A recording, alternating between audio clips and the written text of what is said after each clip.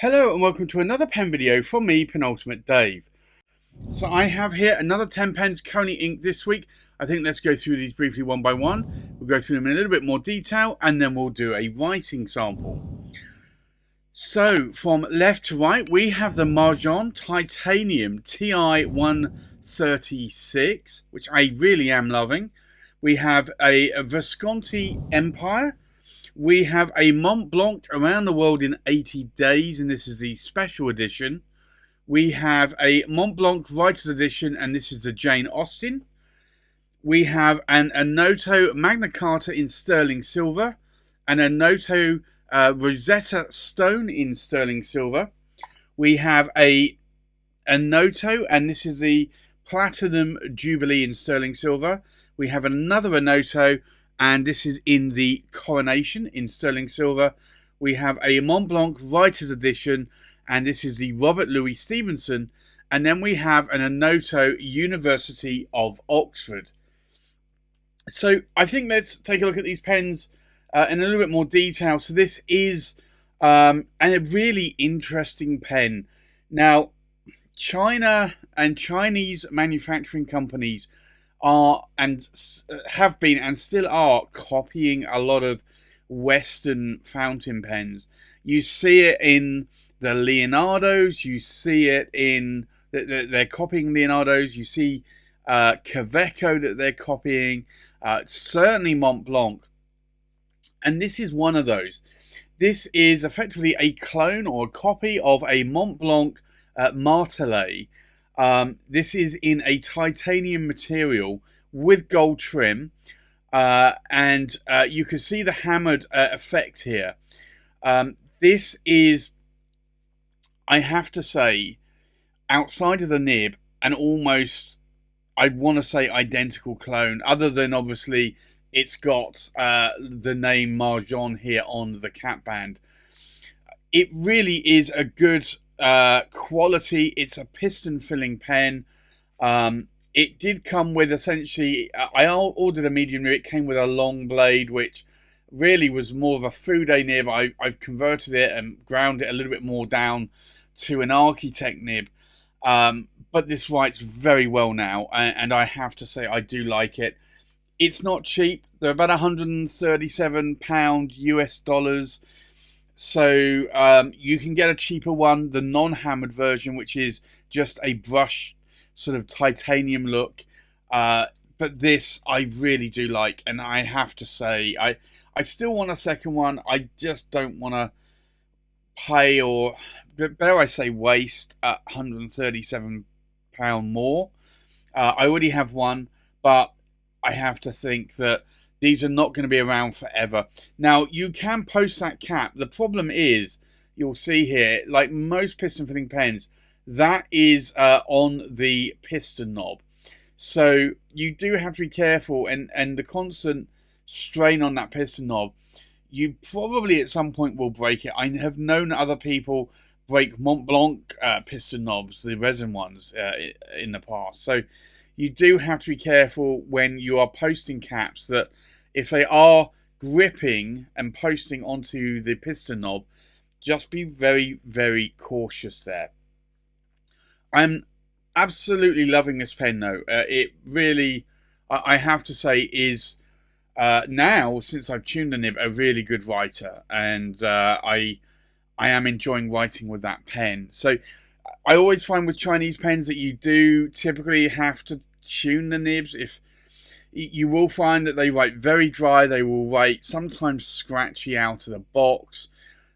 So you do have to be just a little bit sort of being able to tune a nib will certainly go a long way.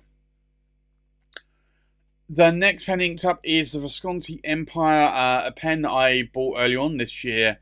I want to say it was May, June time, I think.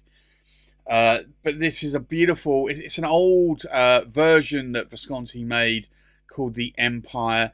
It came with this gold vermeil, sort of gold plating over sterling silver. It also came in a sterling silver version. I think I would have preferred the sterling silver, but I didn't have the option, so I picked this one up. I got it for a very good price. Uh, and this has got the older 18 karat gold. It's got a fine nib on it. I wasn't that enamored when I bought it, or when I ordered it, that it was going to have a fine nib on it. But ultimately, this nib writes very, very well, very wet, and I don't have an issue with it. It's actually turned out to be one of my better writing nibs. You can see that the cap, when posted, is a little bit long, makes a pen a little bit unwieldy, but it's a beautiful pen, and a pen that I am very enjoying writing with. But you've got all these veins going through the resin, and you also have it round here as well on the what would be just below the cap band there. Beautiful pen. Very glad I added that to my collection, and I have that in my collection. The next pen inked up, strangely enough, still has an M sticker on it, and I'm going to remove this on camera. I know some people say you should leave that on there. I'm not going to. I have removed the stickers from all of my pens. There you have it. I have now done so. I will always remember what this is. I've got it in my pen database. This is the Montblanc Around the World in 80 Days special edition. It's a beautiful pen. It's a black wood. I'm thinking it's ebony. And you've got the elephant there as well. This was a story written by Jules Verne, and I have a Jules Verne as well, pen. So technically this isn't a writer's edition. Normally a writer's edition is named after the author. I've got a number 6 size medium nib on this one. Most of the writer's editions do come with a medium nib. So I think all of them come with a medium nib. If you want a different nib, then you then have to send it off to Montblanc, which can be anywhere from 6 weeks to 3 months to then replace that nib. Because I think it's almost that they have to make a new nib for it. They don't have spares. So, and then they have to engrave and stamp it. It's a lot of work. The cap will not post on this one. It's not designed to do so, like most of the writer's editions, but this writes exquisitely well. And I have to say that once, sort of a while back, I was kind of anti-Montblanc. The pens are expensive, certainly the resin ones. The writer's editions are even more expensive, and you have to wonder, are they worth it? And I think I've come to terms with, yes, they are worth it. Not just the pure plain like 146 and 149 resins. I don't think the price they're asking for is worth it. They put a lot of extra effort and work into these writer's editions, or sort of similar writer's edition pens, that I do think it certainly is worth the extra money. But like any pen, is it really worth the value that you're paying for it?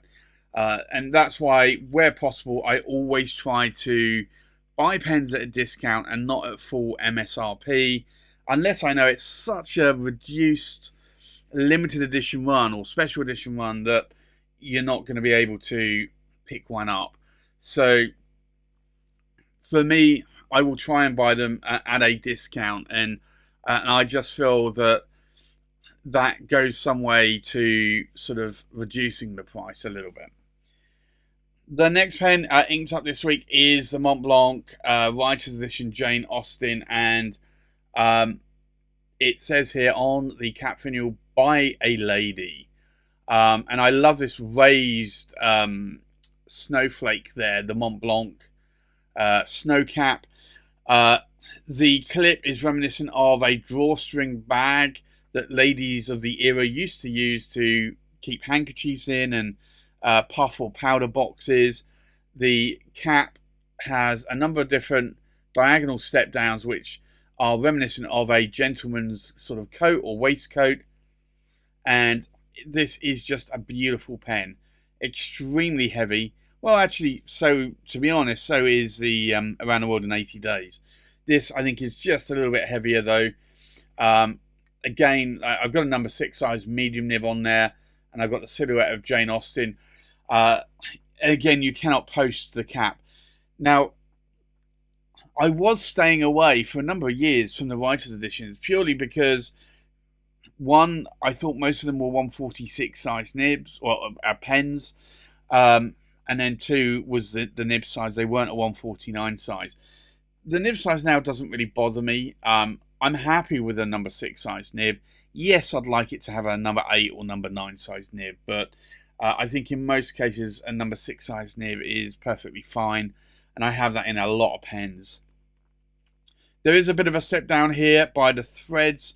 I know that will put a lot of people off buying this pen, but I don't feel that when I'm gripping the section. And although the section is metal, like a lot of Montblanc writer's editions, again, I do not find it slippery. So even in the hotter summer days, I don't find that slippery at all.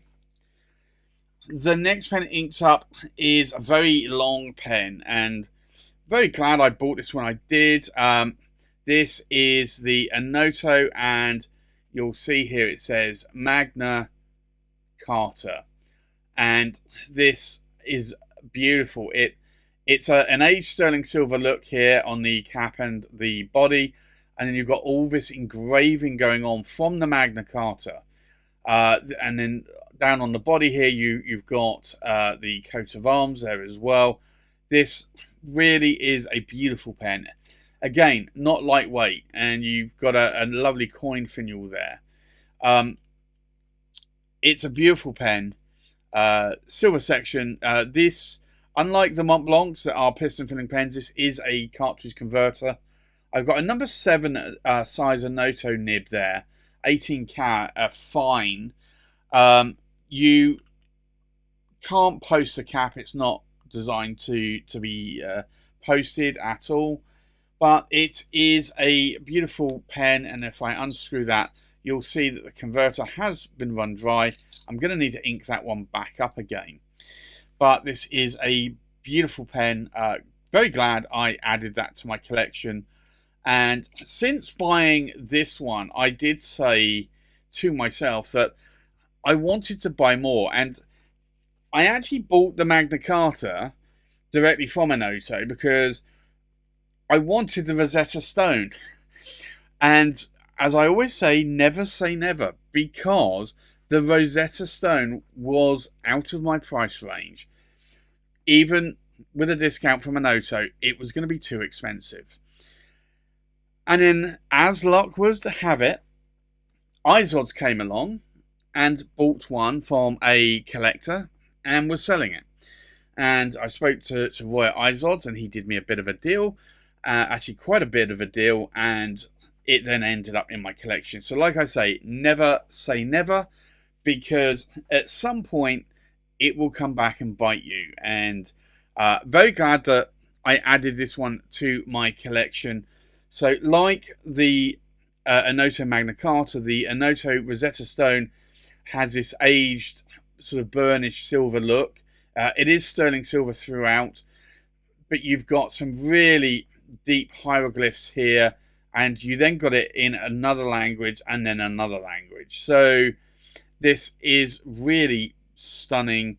There's no cap coin finial on this one, and again that's been designed that way. And I've got a number 7 size Onoto 18 karat gold fine nib. Again, it is a cartridge converter. That one is inked up, so I don't need to re-ink it up. Again, you can't post the cap on this. It's not going to stick on there. So that's something you've got to bear in mind with the sterling silver Onotos, is that I think the majority of them you cannot post the cap, but this is a really beautiful pen. Loving it a lot.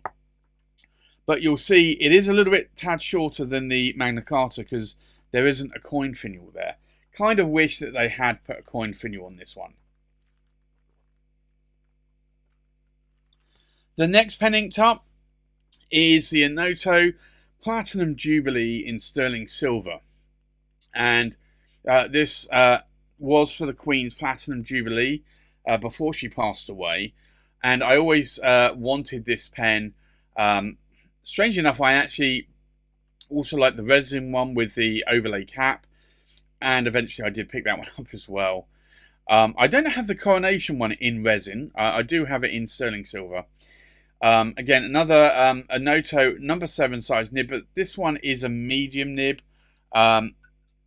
You can post the cap on this. It will post deeply and securely. This normally comes with a plunger, and I swapped it out for a cartridge converter. The cartridge converters will fit this as well.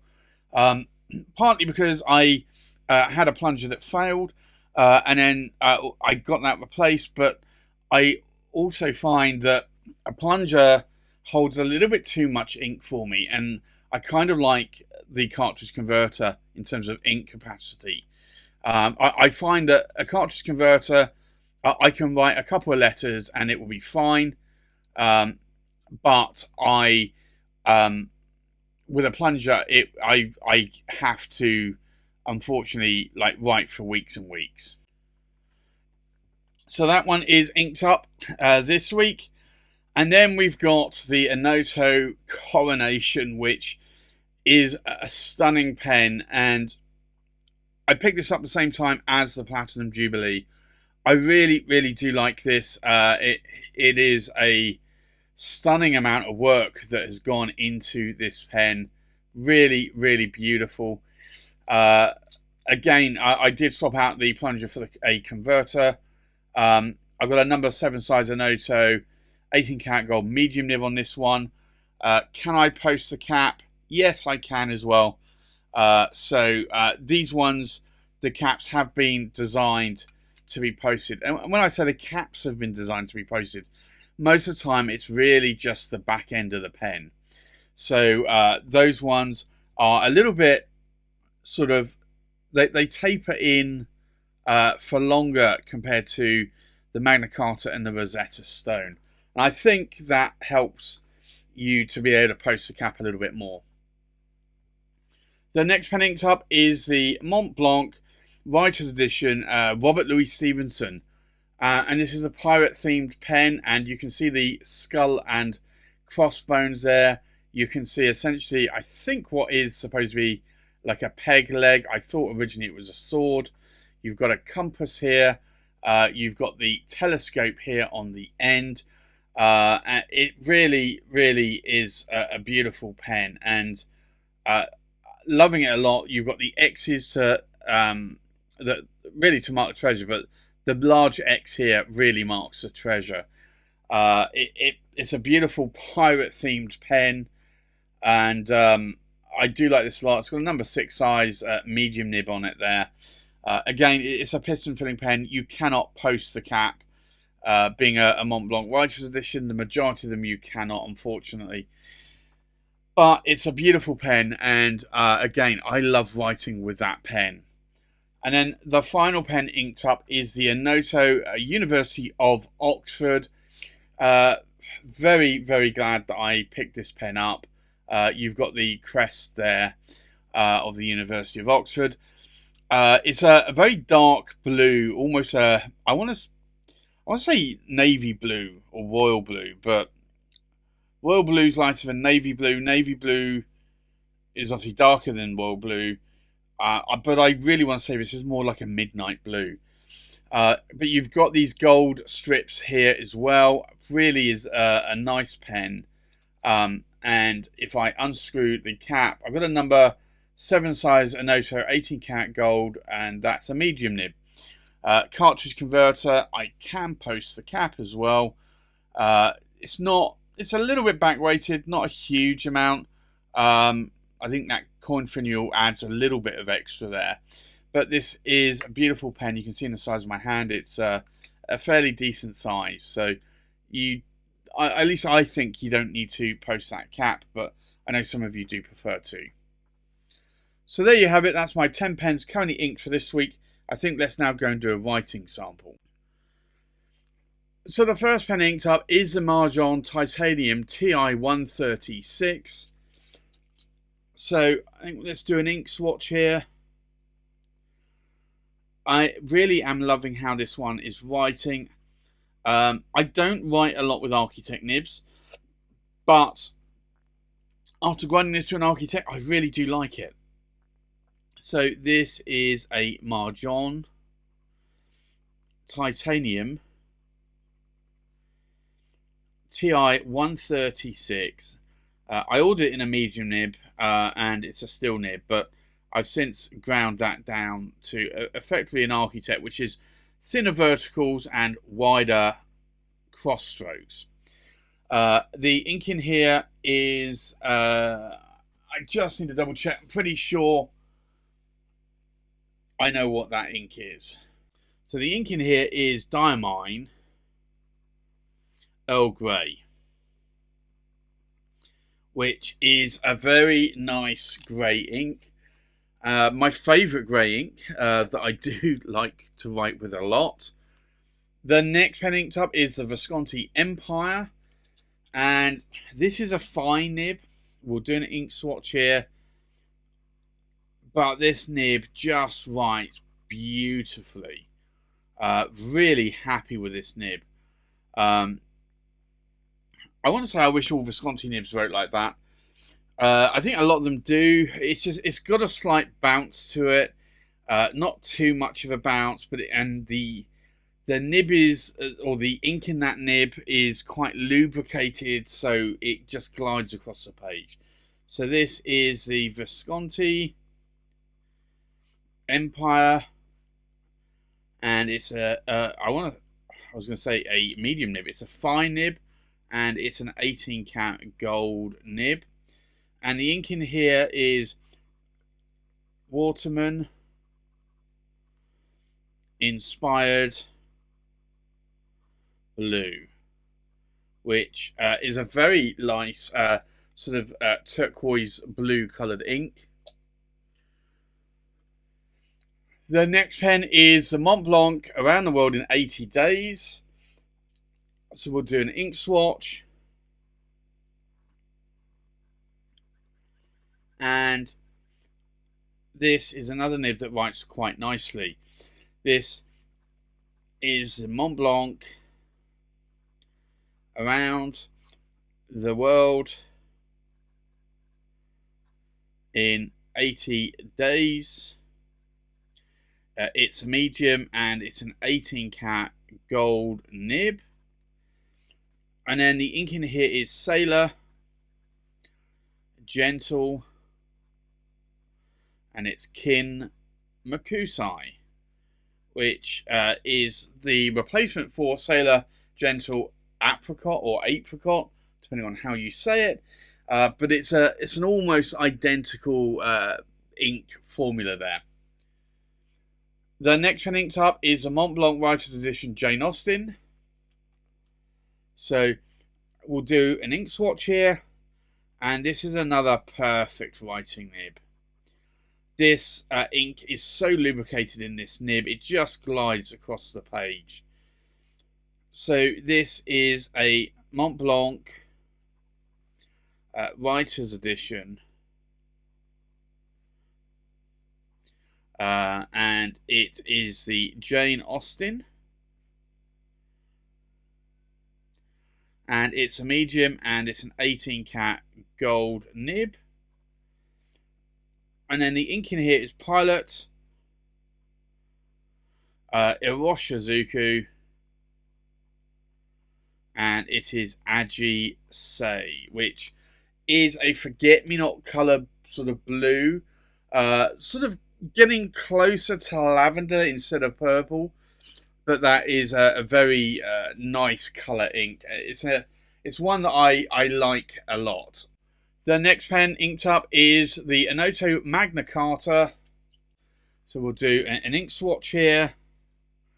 Now this is a fine nib, but I do find it writes quite wet, and that is, I'd say, fairly typical of the Onoto nibs. So this is an Onoto, and It is the Magna Carta, and it's a fine, and it's an 18 karat gold nib. It's a sterling silver as well, and then the ink in here is Diamine Earl Grey. But you can see here how different this Earl Grey looks to that Earl Grey there. A huge difference in colour. The next pen inked up is the Onoto Rosetta Stone in sterling silver. So we'll do another ink swatch here. Now, I used to ink this up with a different coloured ink than I have now. But I kind of didn't like how it wrote, so I decided to change the ink, and this one now writes a lot better. So this is an Onoto Rosetta Stone in a fine, and it's an 18 karat gold nib, and the ink in here is Diamine Earl Grey again, and I just have to say that I like that. It doesn't write maybe quite as wet as the Magna Carta. Maybe I should floss the times a little bit just to open that up, make it write a little bit wetter. But I do like how it writes. It's just, I think the Magna Carta writes just a little bit wetter. The next pen inked up is the Onoto Platinum Jubilee in sterling silver. So we'll do an ink swatch here. And this, again, is a really nice writing nib. So this is the Onoto Platinum Jubilee, or Queen's Platinum Jubilee. And this is a medium 18 karat gold nib. And the ink in here is Diamine Majestic Purple, which I think is a very good match for that pen. Really loving it in that pen. I don't think I will ever change the ink, the colour of ink that I put in that pen. That Diamine Majestic Purple just writes beautifully, and that is my favourite purple ink as well. The next pen inked up is the Onoto Coronation in sterling silver. So we'll do an ink swatch. And this is a different ink that I have inked up than I've had in there previously. So this is the Onoto Coronation sterling silver in a medium 18 karat gold nib, and the ink in here is I just need to double check this one. This is Venustus, and it is Aqua di Spargi. I thought it was that ink. I was wondering if it might have been Waterman Inspired Blue, but I should have known better, because that is normally a lot lighter. But that's a nice lubricated ink in that nib. Writes very, very well. The next pen inked up is the Montblanc Writer's Edition Robert Louis Stevenson.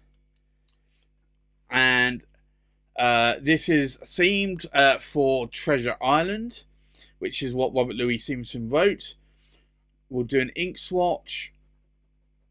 And this is a very beautiful, again, writing nib. It's just, I really have to take it off to Montblanc, my hat off, because they really are making some very nice writing medium nibs.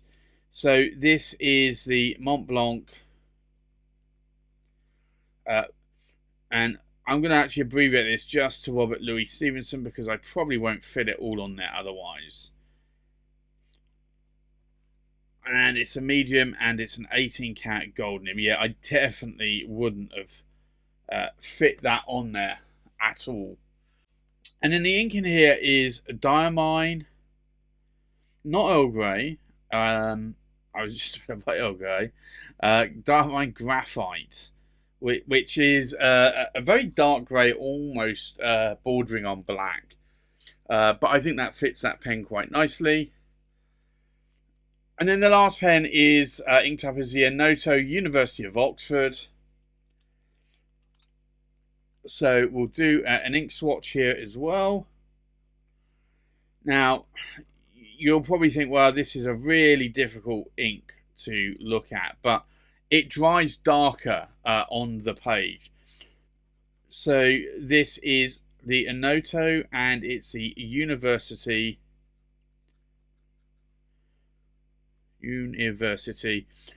of Oxford. It's a medium, and it's an 18 karat gold nib. And the ink in here is Lamy Mango, which is a very nice light ink. So I think let's take a look at these pens inked up one more time. We have a Majohn Titanium TI-136 in a medium steel nib, inked up with Diamine Earl Grey. We have a Visconti Empire in a fine 18 karat gold nib, inked up with Waterman Inspired Blue. We have a Montblanc Around the World in 80 Days in a medium 18 karat gold nib, inked up with Sailor Gentle Kinmakusai. We have a Montblanc Writer's Edition Jane Austen in a medium 18 karat gold nib, inked up with Pilot Washizuku Aji Sei. We have an Onoto Magna Carta in a fine 18 karat gold nib, inked up with Diamine Earl Grey. We have an Onoto Rosetta Stone in a fine 18 karat gold nib, inked up with Diamine Earl Grey. We have an Onoto Platinum Jubilee in a medium 18 karat gold nib, inked up with Diamine Majestic Purple. We have an Onoto Coronation in a medium 18 karat gold nib, inked up with Venustus Aqua di Spargi.